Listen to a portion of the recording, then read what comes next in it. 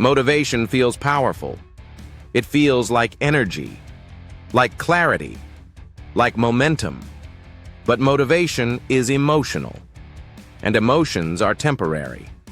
That's why so many people start strong and quietly disappear, because motivation gets you started. But discipline is what actually changes your life. Motivation depends on mood, on confidence, on how good yesterday went. Discipline doesn't care. Motivation asks, how do I feel today? Discipline asks, what needs to be done? And that difference matters more than talent, intelligence, or luck. Because the people who succeed aren't the most motivated ones. They're the ones who keep going when motivation is gone. Motivation spikes, then it fades. It fades when progress is slow, when results aren't visible, when effort isn't rewarded immediately. And that's exactly when most people quit. They mistake boredom for failure. They mistake repetition for lack of progress. But success is built in silence, long before anyone notices. Successful people don't rely on willpower. They rely on systems. Systems remove decision-making. They remove emotion. They remove excuses. When something is scheduled, automated, or habitual, it no longer depends on motivation. Discipline isn't about forcing yourself. It's about designing your life so progress becomes inevitable. This is why discipline creates wealth, not motivation. Motivated people chase ideas. Disciplined people build assets. Motivation jumps from strategy to strategy. Discipline compounds one strategy over time. Money rewards consistency, not intensity. That's why average skills, applied daily, outperform great ideas that never get executed. Every high-income skill is repetitive.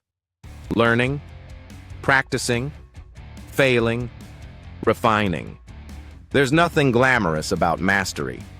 Discipline is what keeps you practicing when improvement feels invisible. And suddenly, years later, people call it talent or luck. Disciplined people don't ask, how do I stay motivated? They ask, who do I need to become? Because once discipline becomes part of your identity, effort becomes automatic. You don't debate showing up. You just do. Most people don't fail because they aim too high. They fail because they protect comfort. Comfort kills discipline. Discipline requires friction. Doing what's uncomfortable now to avoid regret later. The problem isn't lack of motivation. It's addiction to comfort. Here's the shift. Stop chasing motivation. Start tracking actions. Not how you feel. Not what you plan. What you repeat. Progress doesn't come from intensity. It comes from showing up, especially on bad days. Motivation feels good. Discipline builds results. Motivation starts journeys. Discipline finishes them. If you want a different future, build habits that don't depend on how you feel today. Because discipline doesn't pay immediately, but it pays forever.